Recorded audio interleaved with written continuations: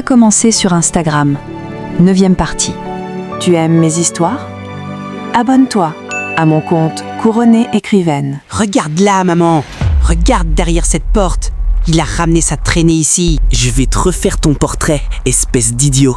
La bagarre fait rage entre Alfred et Rilas. Sous les yeux agacés de leur mère et les efforts du gardien pour les séparer, les voix montent, violentes. Cachée derrière la porte, la main sur la bouche, Marem observe tout, horrifiée. Quand Alfred incite leur mère à regarder vers la porte, Marem sent son cœur lâcher. Elle devient pâle, défaillante. Pour reprendre ses esprits, elle s'éloigne doucement, s'asseyant sur le lit. Pensive, Marem mit la main sur son cœur, qui tambourinait avec un rythme insoutenable. Ignorant tous ces cris qu'elle entendait derrière cette porte, elle se disait en elle-même ceci. « Mon cœur s'est arrêté quand il a pointé la porte du doigt. J'ai senti la pâleur gagner mon visage. Je ne connais rien de ces gens, rien de leur haine, et pourtant je suis là, piégée dans leur venin. Rilas, qui es-tu vraiment? Un protecteur ou ce Don Juan dont ton frère parle avec tant de mépris ?» Elle était encore perdue dans ses pensées quand Rilas rentra dans la chambre, l'observant avec calme. Il avança prudemment, s'installa à une distance respectueuse.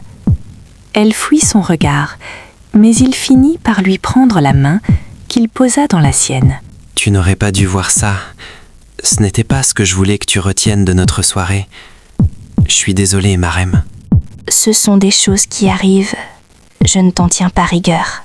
Rilas lui baise le sommet de la tête. Marem ne le repousse pas.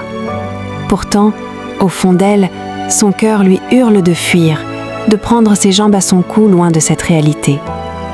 Mais ce câlin, cette sensation qu'il lui procure, elle cherche une excuse pour justifier pourquoi elle reste. Pour une relation sans nom et sans base, elle se sent déjà bien trop impliquée. Elle a besoin de temps. Temps pour voir si cet homme, avec tous ses problèmes, vaut vraiment la peine qu'elle s'y attache. Sa vie si misérable avait trouvé un sens devant le regard de Rilas. Sa simple présence l'édifiait. Pourtant, chaque moment d'intimité lui rappelait qu'il n'était pas vraiment à elle.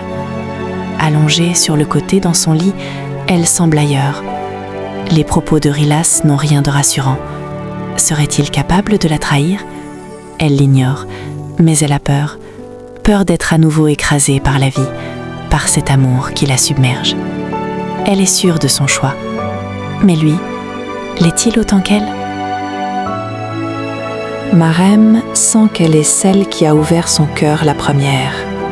Elle était sûre de vouloir Rilas entièrement, mais quand elle observe cette relation qui se développe plus sous la couette que sur les vraies questions de l'âme, elle entre en conflit avec elle-même. Rilas lui cache quelque chose de sérieux. Il dit que son ex appartient au passé, qu'elle l'a trompé. Marem sent qu'il ne dit pas tout, mais elle se tait. Des semaines passaient. À l'orée de l'anniversaire de Rilas, Marem reçut un message d'une certaine Ivy Jorobale, une amie d'enfance qui souhaite la rencontrer pour organiser une fête surprise. Marem, naïve, accepte le secret. Elle ne dit rien à Rilas. Habillée d'une robe blanche évasée, elle pénètre dans l'enceinte du glacier avec une grâce qui fait tourner les têtes. Face à elle, Ivy Jorobale. Elle est belle, splendide dans sa robe turquoise. Elle entame la discussion avec calme, posant des questions sur la durée de leur relation ou les goûts de Rilas. Mais au fur et à mesure que Marem lui répond avec innocence, les traits d'Ivy commencent à se durcir.